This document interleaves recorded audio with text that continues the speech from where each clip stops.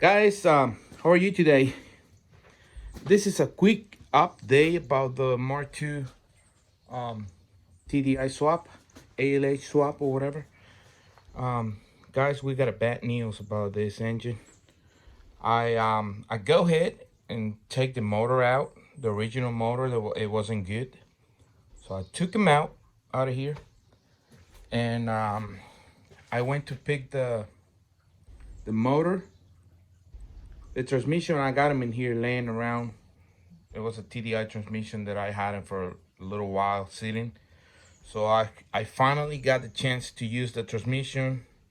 We just bought the starter and the motor. I went that night and got him in my trailer, bring it back home, and little by little I went, like put it together and like put the clutch and flywheel, all that stuff, like going little by little. I also did the shifter already. I installed the shifter and removed the old one out. So we got shifter cables now. Shifter cables right here. So they are like ready to like start like rock and roll. But the thing is, we got a little problem. Okay, she's a little rough, but yeah, we got a little problem with this engine.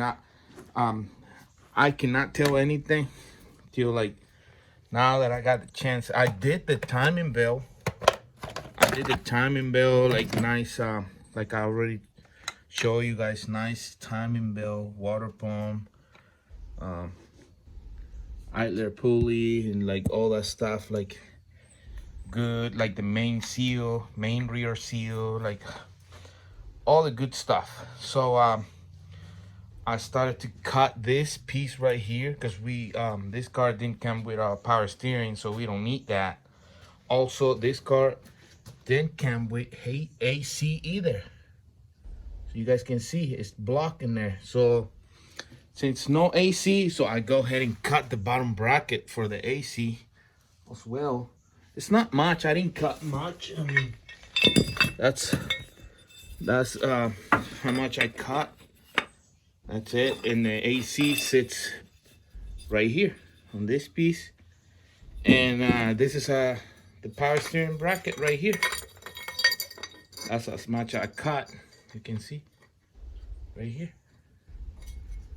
So I cut all these two pieces and it looks pretty good.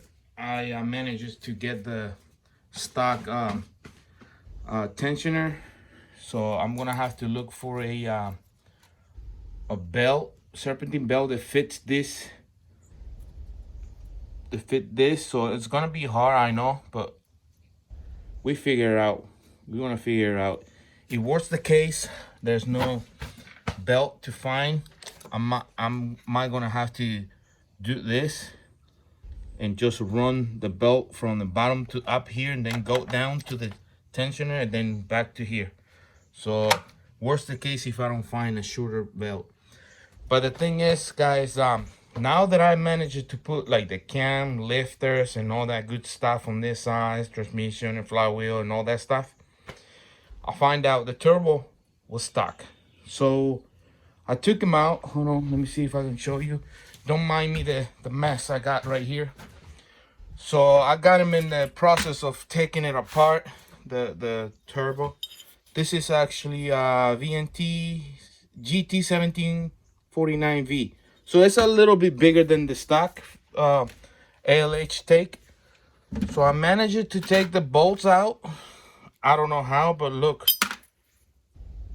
Wow, these bolts are like, they're good.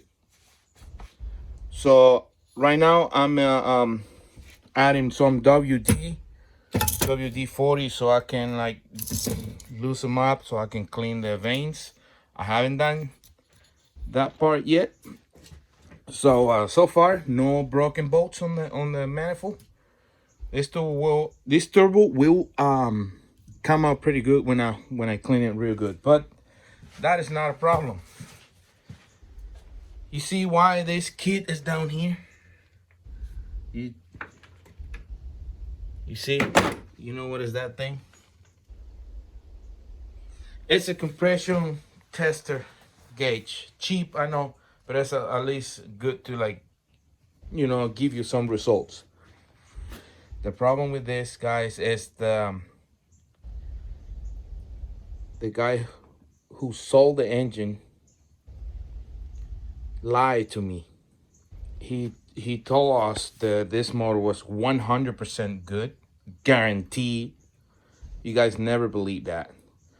So I suggest you guys, you know, if you go to buy an engine, take a compression test with you guys and do it. I didn't do it, and we have 400 psi on this piston, 200 on the second one, 100 on the third one, and 220 on the fourth one. So this motor was a runaway, and the oil get into the intake and bend 3 rods. I haven't taken it apart, but since I have some experience before about lower compression on these engines, I mean 100% that's what it was. It ran away, bent the rods, and now we ended up with a lower compression engine, bended rods, and the guy was telling me that it was running good 100%. No, it wasn't.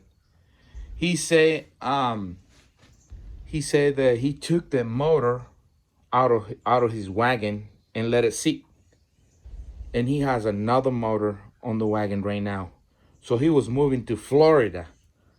So he said he wanted to move to Florida, so that's why he changed the motor. Hold on. Why are you gonna change a good motor to go to Florida? So then it's telling me right there that this guy was lying. But unfortunately, I ended up with this. We trusted him, and I also find out that it has helicoils left and right.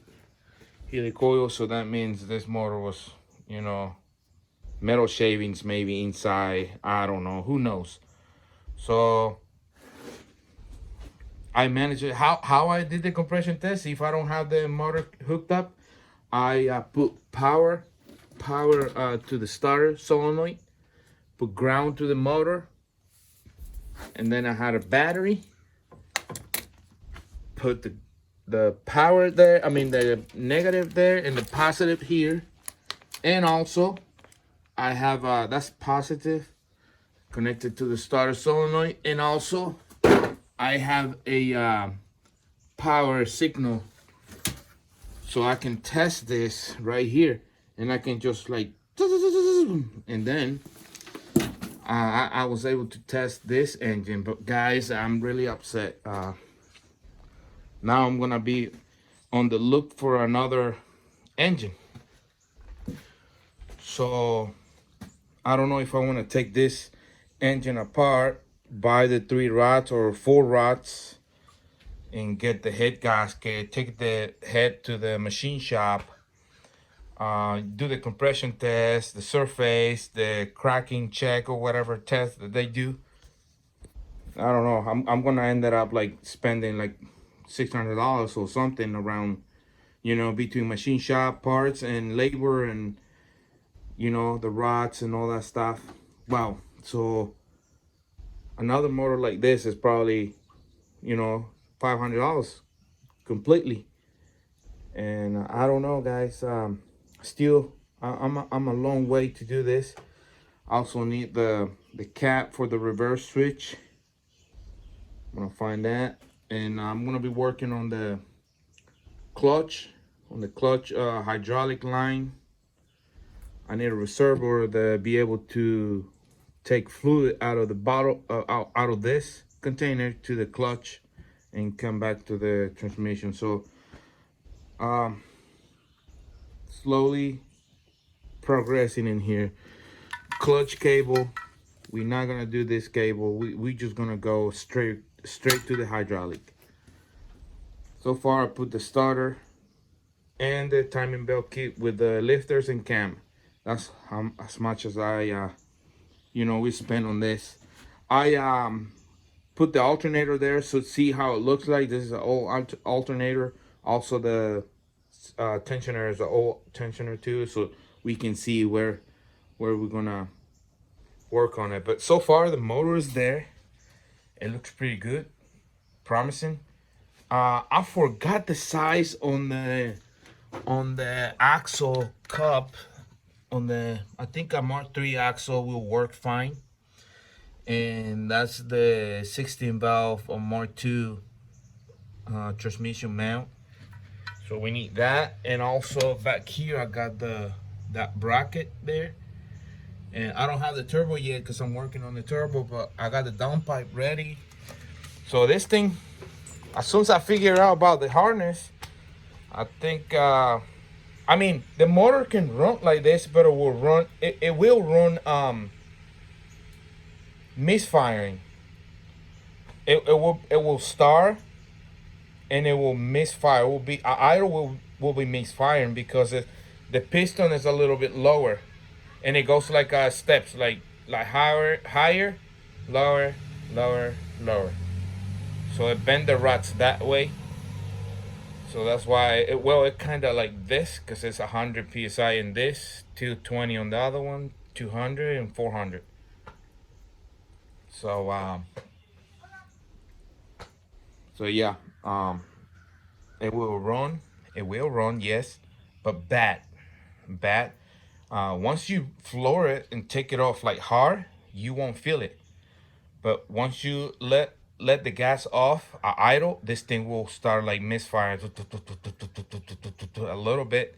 Because why? Because the pistons needs at least 260 to 300 psi to compress and do the diesel ignite, you know. So at 200 psi, 100 psi, there's no way to ignite the diesel, the compression, do the combustion thing. So this is where we are. I thought we can do a video and show you guys. So keep watching, guys. I will see what I can do, see if we can figure out what's going on. I mean, we already figured out, but I mean, just to like resolve the problem. Hopefully it's not that expensive.